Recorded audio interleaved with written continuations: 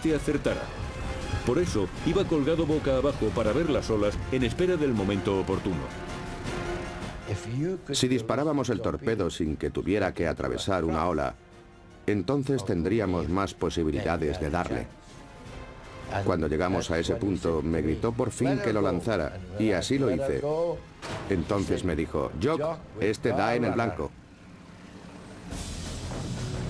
El Bismarck viró bruscamente hacia babor para evitar el torpedo. Fue una maniobra fatal. A los 51 segundos del disparo de Moffat, el torpedo alcanzó al Bismarck en la popa. La violenta explosión abrió un enorme agujero en el casco. La sacudida fue tan fuerte que saltaron los remaches de las mamparas y se oyeron unos ruidos como si el barco se fuera a desintegrar. Los timones gemelos del Bismarck no estaban blindados y quedaron inutilizables cuando el barco viró 12 grados a babor para evitar el torpedo. Enviaron 2 buceadores para arreglar el mecanismo del timón y desatascarlo. Pero el agua entraba muy deprisa por aquel enorme agujero, así que tuvieron que volver. El Swordfish había causado graves daños al poderoso acorazado. Con los timones inutilizados, el Bismarck solo podía dirigirse hacia el adversario.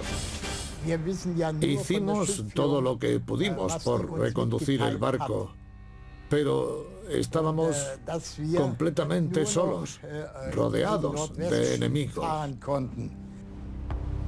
El almirante Lütjens envió este mensaje a Berlín. Barco ingobernable. Lucharemos hasta acabar la munición.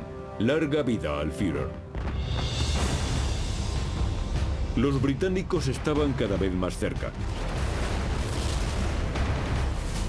La cacería del Bismarck parecía llegar a su final.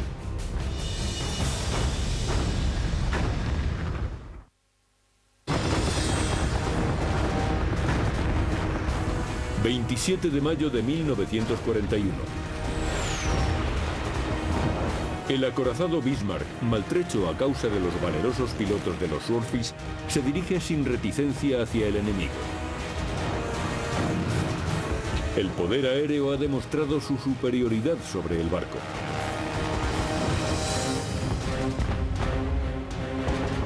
La flota de superficie británica se aproxima al acorazado para rematarlo. Por fin tenían la oportunidad de vengar al Hood, y los británicos entraron en acción seguros de que podían conseguirlo. A bordo del King George, el almirante de la flota, John Tobey, estudia su próxima táctica.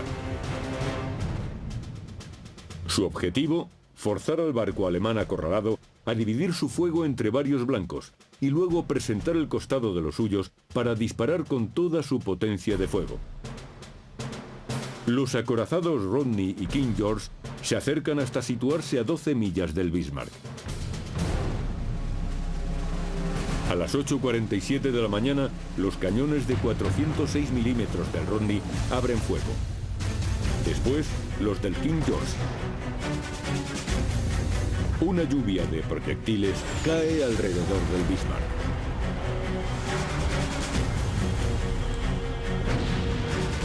Los tripulantes británicos colocan algodón en sus oídos para amortiguar el ruido de los cañones, pero sus gargantas se abrasan al respirar el humo de la pólvora. El barco alemán comienza a devolver el fuego. Lo primero que hizo Lütjens fue abrir fuego contra el acorazado Rodney. Sabía que al igual que el Hood era un barco anticuado y si lo destruía disminuiría el número de atacantes.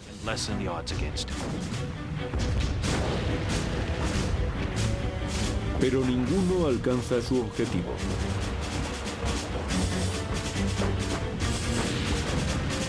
A cada disparo, los artilleros ajustan sus telémetros.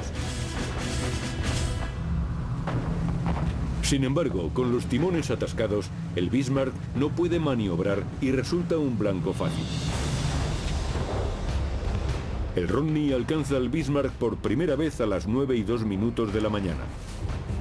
Los británicos conocen la distancia y disparan con toda su artillería. Disparábamos la artillería de costado, nada menos que 10 cañones de 356 milímetros disparando a la vez. Y no existe ningún barco que sea capaz de soportar semejantes impactos. Los cruceros británicos Norfolk y Dorset se unen a la refriega.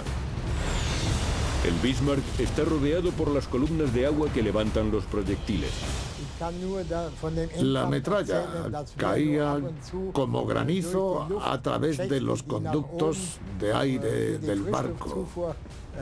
Las granadas impactaban violentamente contra nosotros, una tras otra. Los cañones del King George acertaron en un punto crítico del Bismarck. Un disparo alcanzó la torre de control de artillería y también la batería principal. Se oían los gritos de los hombres, quemados por el vapor de azufre. El acorazado alemán se convirtió en un auténtico infierno. Disparó una andanada final, pero a las 9:31 de la mañana sus cañones se enmudecieron para siempre. Cuando los cañones del Bismarck cesaron su fuego, los proyectiles enemigos nos caían por todas partes, destrozando secciones enteras del barco. Al final, incluso sentimos cierta pena, porque sabíamos que ya no volvería a disparar jamás. Los barcos de Toby dispararon unos 2.800 proyectiles. 400 de ellos redujeron al Bismarck a una masa informe de hierro y fuego. Pero el gran acorazado, con su bandera aún ondeando, seguía a flote. A las 10:21 Toby ordenó el cese del fuego. El crucero Dorset se encargaría de hundir al Bismarck con torpedos. Pero el mando del acorazado alemán tenía otros planes. Nos anunciaron por megafonía que se iban a poner cargas explosivas y que abriríamos las válvulas para hundirlo. Íbamos a abandonar el barco. Pero antes de que las cargas hicieran su efecto, el Dorsetshire disparó 3 torpedos de 533 milímetros contra el Bismarck. A las 10:39, el acorazado se hundió por la popa.